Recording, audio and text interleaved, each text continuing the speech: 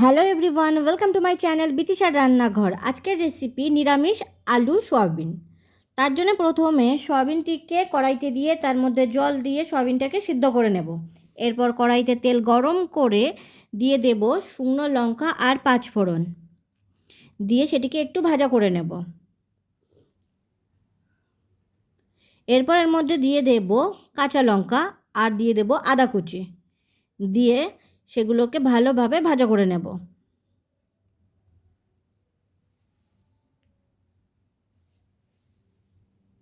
এরপর দিয়ে দেব পরিমাণ মতো লবণ। লবণটা দেবার পরে ভালোভাবে মিশিয়ে নেব। এরপর দেব পরিমাণ মতো হলুদ, দিয়ে সেটিকেও ভালোভাবে মিশিয়ে নেব। এরপর দিয়ে দেব কেটে রাখা আলুর টুকরোগুলোকে। আলুগুলো দেওয়ার পরে আলুগুলোকে ভালোভাবে মিশিয়ে নেব আর ভাজা করতে থাকবো।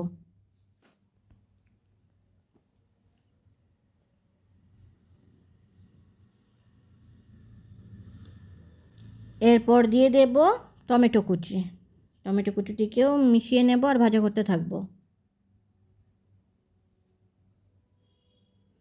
আলুটা ভালোভাবে ভাজা হয়ে গেলে এর মধ্যে দিয়ে দেব সিদ্ধ করে জল ঝরিয়ে রাখা সয়াবিনগুলোকে। সয়াবিনগুলো দেওয়ার পরে সয়াবিনগুলোকে ভালোভাবে মিশিয়ে নেব আর ভাজা করতে থাকব।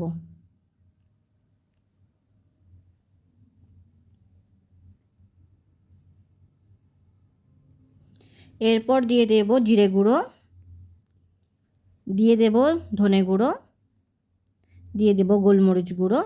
মশলাগুলো দেওয়ার পরে সয়াবিন আলুর সাথে মশলাগুলোকে ভালোভাবে মিশিয়ে নেব আর কষতে থাকবো।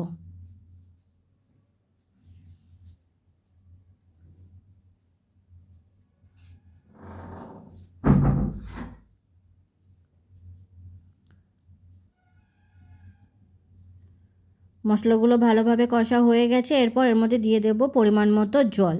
জল দেবার পরে আলু সয়াবিনগুলোকে একটু ভালোভাবে নাড়াচাড়া করে নেবার পরে এটিকে ফুটতে রেখে দেব।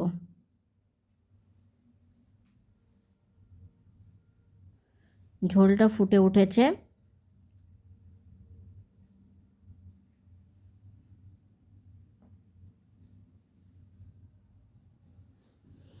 ঝোলটাকে আরও কিছুক্ষণ ভালোভাবে ফুটিয়ে নেব। মাঝে মাঝে একটু নাড়াচাড়া করে নেব।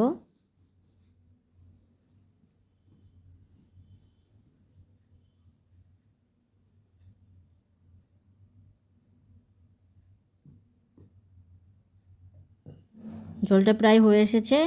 এরপর এর মধ্যে দিয়ে দেব গরম মশলার গুঁড়ো। গুঁড়োটা দেওয়ার পরে ভালোভাবে ঝোলের সাথে মিশিয়ে নেব। তৈরি হয়ে গেছে আমাদের নিরামিষ আলু সয়াবিন।